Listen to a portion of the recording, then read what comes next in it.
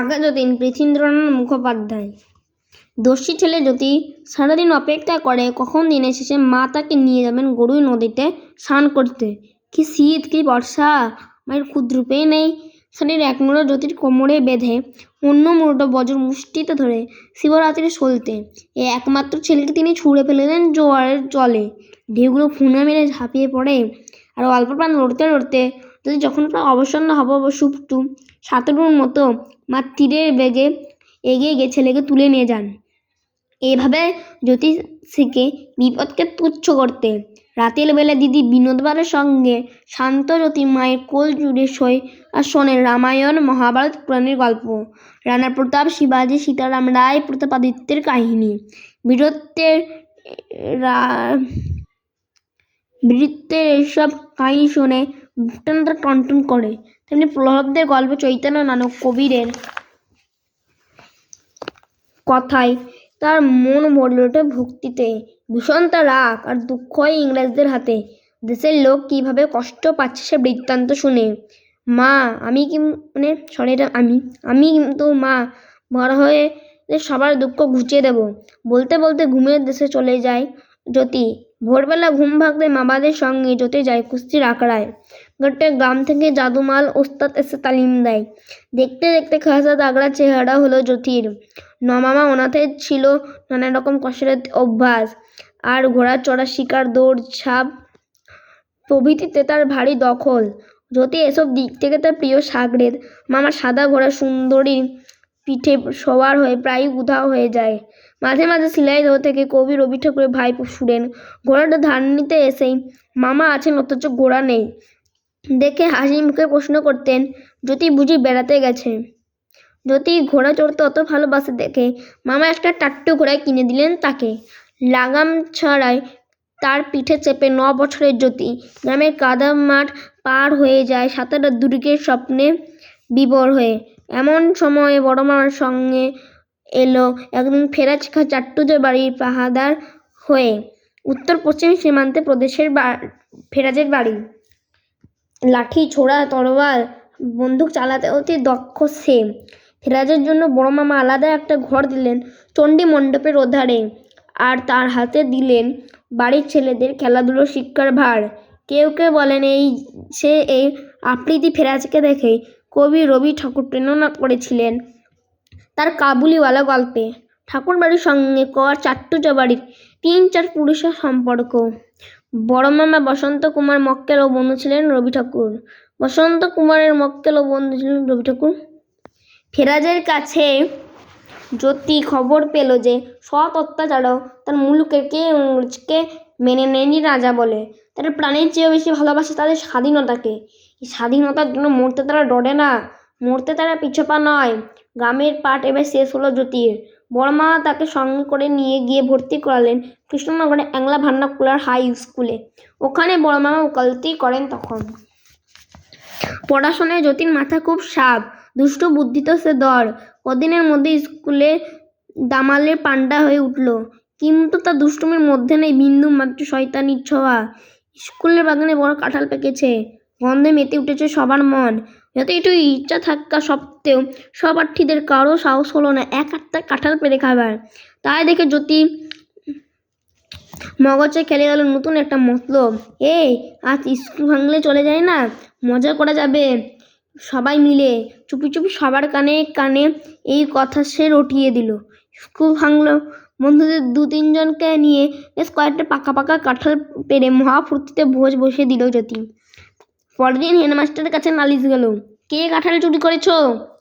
ক্লাসে গিয়ে তিনি জানতে চাইলেন। কেউ অপরাধ স্বীকার করতে নারাজ। তাই দেখে জ্যোতি কাবুল করলো সে একা একটা কাঁঠাল পেরে খেয়েছে এবং বন্ধুদের সঙ্গে ভাগ করে খেয়েছে।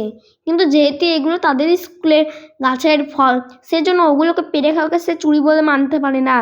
যদি সত্যি কথা বলবে সাহস আর তার যুক্তির ধরন দেখে হেডমাস্টার হাসি চেপে ধমক দিলেন, আর এমন করো না। সবাই রেহাই পেল।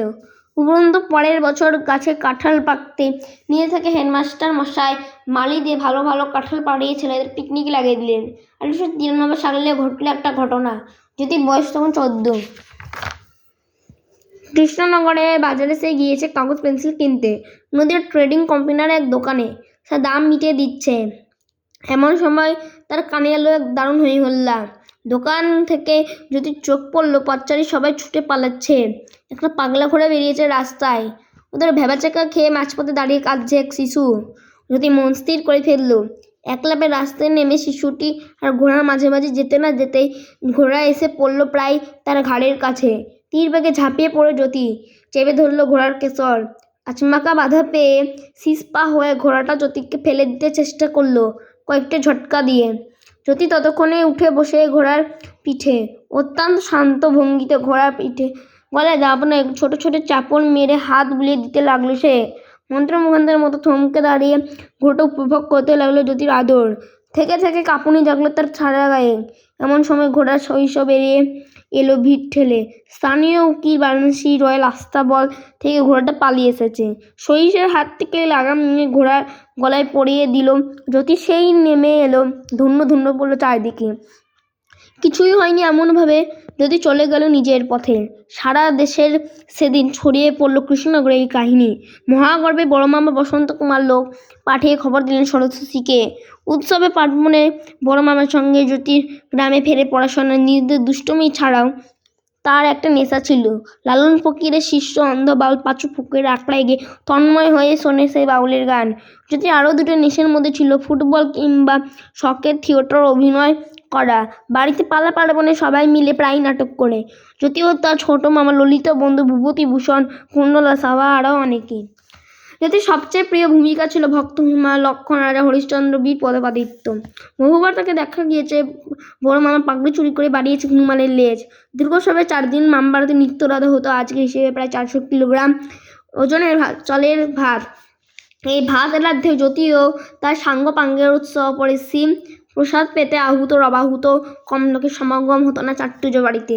ভদ্রলোক জন্য রেওয়াজ ছিল সাদা ভাত আর অন্যান্য প্রজাদের জন্য ঘরের চাল পরিবেশনে।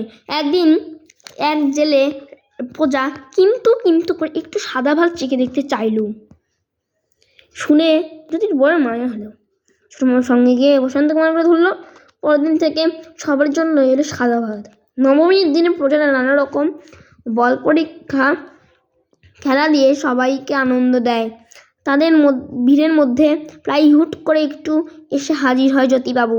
একটা নারকেল বুকে নিউপুর হয়ে সে মাটি আঁকড়ে পড়ে মিললেও তার কাছ থেকে ফলটা কেড়ে নিতে পারে না।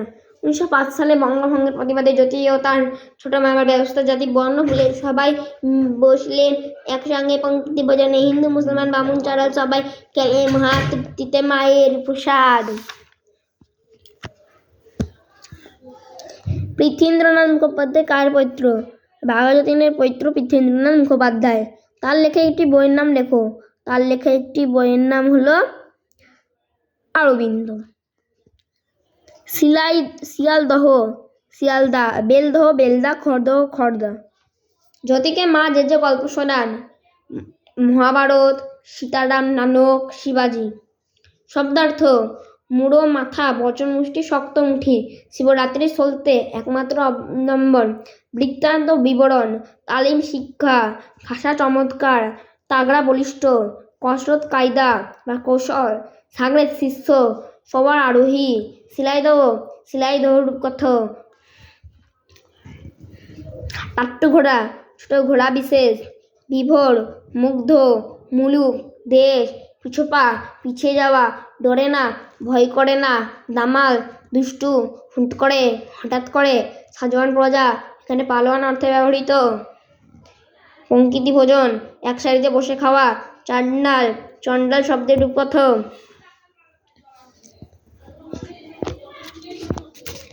এটা দেখো 5এরটা। শেষ শুরু, দিবস রাত্রি, অপেক্ষা অনপেক্ষা, জোয়ার ভাটা, শান্ত অশান্ত, দুঃখ সুখ, স্বাধীনতা পরাধীনতা। 10এরটা। জ্যোতির মায়ের নাম কি? জ্যোতির মায়ের নাম সরস্বতী। মা জ্যোতিকে কোন নদীতে স্নান করতে নিয়ে যেতেন? মা জ্যোতিকে গরুর নদীতে স্নান করতে নিয়ে যেতেন। রবি ঠাকুরের ভাইপোকে? রবি ঠাকুরের ভাইপো সুরেন। জ্যোতির মামার নাম কি? জ্যোতির মামার নাম অনাথ। ফেরাজ খাঁয়ের বাড়ি কোথায় ছিল? ফেরাজ খাঁয়ের বাড়ি ছিল উত্তর পশ্চিম সীমান্তে। জ্যোতি কোন স্কুলে ভর্তি হয়েছিল? যে কৃষ্ণনগরে বাংলা ভান্ডাকুলার হাই স্কুলে ভর্তি হয়েছিল। 1893 সালে জ্যোতির বয়স ছিল 14। কত সালে জ্যোতির 7 বছর বয়স ছিল? 1886 সালে জ্যোতির 7 বছর বয়স ছিল। তো আজকে এতটাই। তো সবাই লাইক সাবস্ক্রাইব করবে প্লিজ, সবাই সাবস্ক্রাইব করবে। আর এতটা থাকলো।